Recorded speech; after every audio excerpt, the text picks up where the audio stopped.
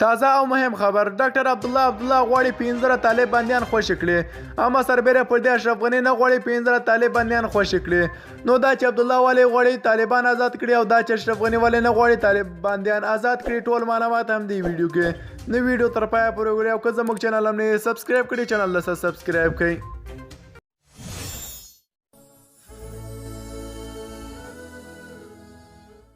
په داسې حال کې چې د ګډو حکومت د یو برخې مشر ډاکټر غني لا هم هڅه کوي د طالب بندیانو د پرېښودلو مخکې خنډونه ایجاد کړي تازه د ملي یووالي حکومت اجرایي رئیس ډاکټر عبدالله د طالب بندیانو خوشي کېدلو ته شین څراغ ورکړی دی د اجرایي ریاست وایان فریدون خوزن رویټرز ته ویلي چې ډاکټر عبدالله د طالبانو او امریکا ترمنځ د شوي توافقنامې له مخې د 15 طالب بندیانو د آزادېدلو هرکلی کوي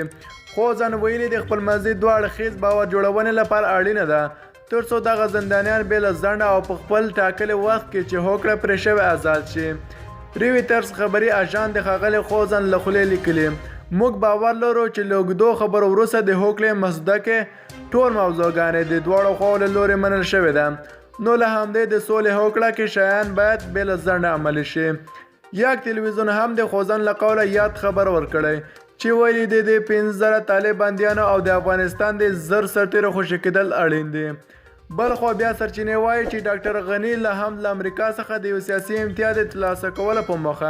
د طالب زندانیانو د آزادېدو مخالفت کوي او هڅه کوي د راتلونکي دوشنبې په ورځ د دواړو مراسم چې امریکا پرې ځنډولې وه ترسره کړي د اشرف غني له دې اقداماتو سره هممهاله د ثبات او پالنې ټیم هم قرار نه دی ناست او د ډاکټر عبدالله د لوړې لپاره یې موازي هڅې پیل کړي دي مننه کوم دوستانه چې ویډیو مو تر پایه پورې وکتله که ویډیو مو خوښ سي ویډیو ته سره لایک کړئ او که زموږ چینل هم نه سبسکرایب کړئ چینل ته سبسکرایب کړئ